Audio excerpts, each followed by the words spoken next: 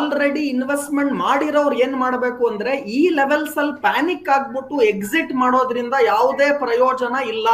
ಹಾಗಾಗಿ ತುಂಬಾ ಇಂಪಾರ್ಟೆಂಟ್ ಏನಾಗುತ್ತೆ, ಯಾವ ಶೇರ್ಗಳಲ್ಲಿ ತಾವು ಹೂಡಿಕೆ ಮಾಡಿದೀರಾ ನೋಡಿ. ಅನೇಕ ಜನ ಈ ಮಿಡ್ ಕ್ಯಾಪ್ ಸ್ಮಾಲ್ ಕ್ಯಾಪ್ ಕ್ಷೇತ್ರದ ಶೇರ್ಗಳು ಕಂಪನಿ ಫ್ಯಾಕ್ಟ್ ಅನೇಕ ಮಿಡ್ ಕ್ಯಾಪ್ ಸ್ಮಾಲ್ ಕ್ಯಾಪ್ ಶೇರ್ಗಳು ಜನರಲ್ ಆಗಿ 50-60% ಕುಸಿತವನ್ನ ಕೇವಲ ಕಳೆದ 4-5 ತಿಂಗಳಲ್ಲಿ ನಾವು ಕಾಣ್ತಾ ಇದೀವಿ.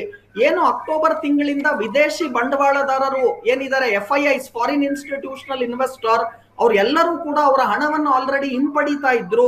ಹಾಗೂ ಮಿಡ್ ಕ್ಯಾಪ್ ಸ್ಮಾಲ್ ಕ್ಯಾಪಿನ ಅನೇಕ ಶೇರ್ಗಳಲ್ಲಿ 50-60% ಕುಸಿತವನ್ನ ಅಕ್ಟೋಬರ್ 2024ರಿಂದ ಇವಾಗವರೆಗೂ ನಾವು ಕಾಣ್ತಾ ಇದೀವಿ. ಅಂದ್ರೆ ಕೇವಲ 6 ತಿಂಗಳಲ್ಲಿ 50-60% ಇಳಿಕೆ ಕುಸಿತವನ್ನ ಮಿಡ್ ಕ್ಯಾಪ್ ಸ್ಮಾಲ್ ಕ್ಯಾಪ್ ಶೇರ್ಗಳಲ್ಲಿ ಜನರಲ್ ಆಗಿ ನೋಡ್ತಾ ಇದೀವಿ.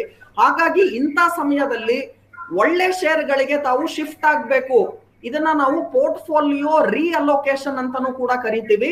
ಆ ಉತ್ತಮವಾದ ಶೇರ್ಗಳು ಯಾವುದು, ಉತ್ತಮವಾದ ಕ್ಷೇತ್ರ ಯಾವುದು ಅಂತ ತಾವು ಕೇಳೋದಾದ್ರೆ, ಲಾರ್ಜ್ ಕ್ಯಾಪ್ ಸೆಕ್ಟೋರಿನ ಪ್ರೈವೇಟ್ ಬ್ಯಾಂಕ್ಗಳಾಗಿರ್ಬೋದು, ಉದಾಹರಣೆಗೆ HDFC ಬ್ಯಾಂಕ್ ಆಗಿರ್ಬೋದು, ICICI ಬ್ಯಾಂಕ್ ಆಗಿರ್ಬೋದು, ಕೋಟಕ್ ಮಹೇಂದ್ರ ಬ್ಯಾಂಕ್ ಆಗಿರ್ಬೋದು, ಇಂತಹ ಶೇರ್ಗಳಲ್ಲಿ ಖಂಡಿತವಾಗ್ಲೂ ಹೂಡಿಕೆಯನ್ನ ಹೊಸಬ್ರು ಮಾಡಬಹುದು.